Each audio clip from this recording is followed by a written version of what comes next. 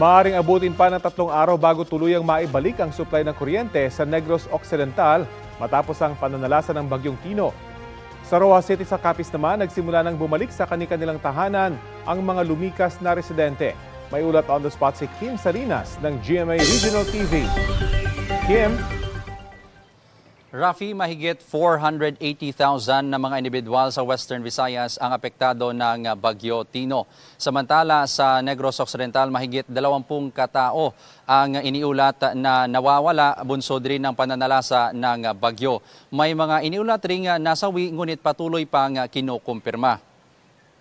Humupa na ang pagbuhos ng ulan sa Roa City sa Capiz simula kagabi hanggang ngayong umaga kaya ang ilang lumikas na mga residente bumalik na sa kanilang mga bahay. Nagsiuwian na mga residente na nasa evacuation center sa Roa City dahil wala ng lugar sa lungsod na lubog sa baha. Sa pinakahuling tala naman ng PDRMO Capiz, mahigit 153,000 individual ang inilikas dahil sa Bagyong Tino. Mahigit 148,000 dito ang nananatili pa rin sa evacuation centers. Sa kabila nito, may ilang lugar pa rin sa Capiz ang walang kuryente.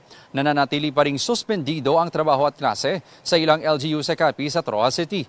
Sa tala ng DSWD, umabot sa mahigit 152,000 na mga pamilya o mahigit 489,000 na katao ang naapektuhan ng Bagyong Tino sa Western Visayas. 111 na mga kabahayan naman ang nasira sa probinsya ng Aklan, Capiz, Iloilo at Guimaras dahil sa malakas na hangin dala ng Bagyo Tino. 10 dito ang totally damaged. Nakahanda naman ang PDRMO Capiz sa pagbigay ng tulong sa mga LGU na nangangailangan sa clearing operation at search and rescue operation sa mai-report na missing na individual.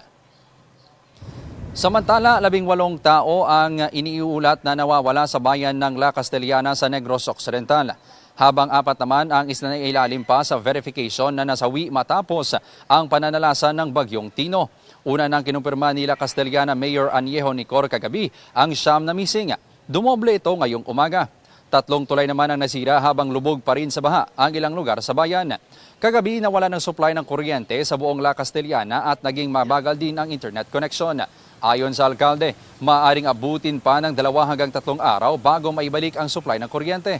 Nananawagan din siya ng tulong mula sa pamahalaang nasyonal at probinsyal.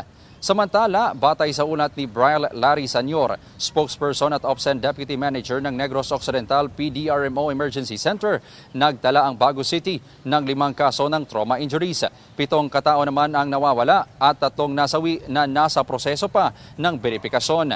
Iniulat din ng PDRMO na aktibo ng nakikipagtulungan ng mga ahensya gaya ng Kapulisan, Coast Guard at BFP para sa isinasagawang search, rescue at retrieval operations. Rafi, patuloy namang nananawagan ang otoridad sa publiko na manatiling alerto lalo na't nararanasan pa rin ang pag-ulan sa iba't ibang bahagi ng Western Visayas at Negros Island. Rafi? Maraming salamat, Kim Salinas.